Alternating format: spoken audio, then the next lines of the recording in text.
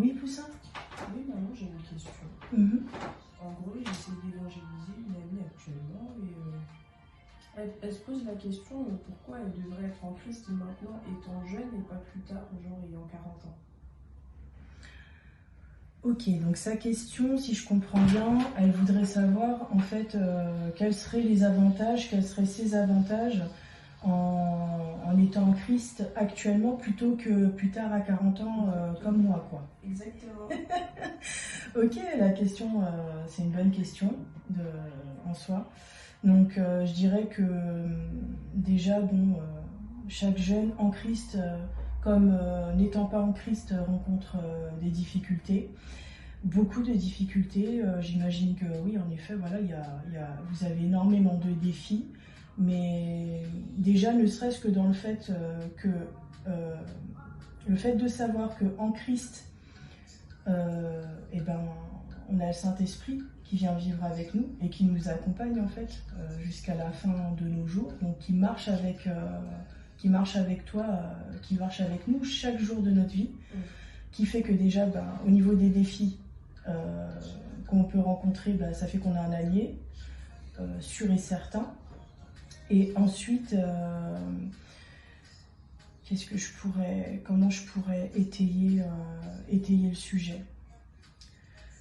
Moi, j'ai aussi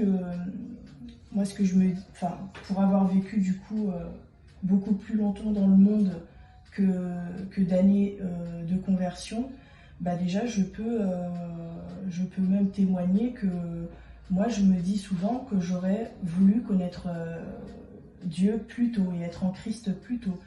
Pourquoi ? Parce que lui, il m'a conçu, il me connaît, et étant donné qu'il me connaît, il sait exactement ce dont j'ai besoin et quel réglage apporter, quelle restauration effectuer pour que je puisse être non pas la meilleure version de moi-même, mais juste la bonne version.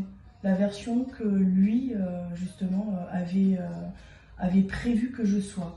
Donc, plus tôt on donne sa vie à Christ, et plutôt, en fait, on est apte et à même de pouvoir effectuer les desseins qu'il avait pour nous de façon originelle.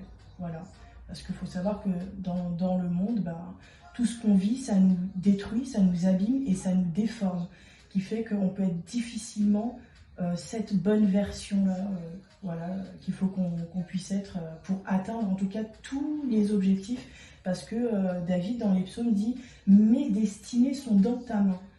Donc on a une destinée, une destination finale, mais on peut avoir plusieurs destinées. On peut être destiné à faire beaucoup de choses pour le Seigneur.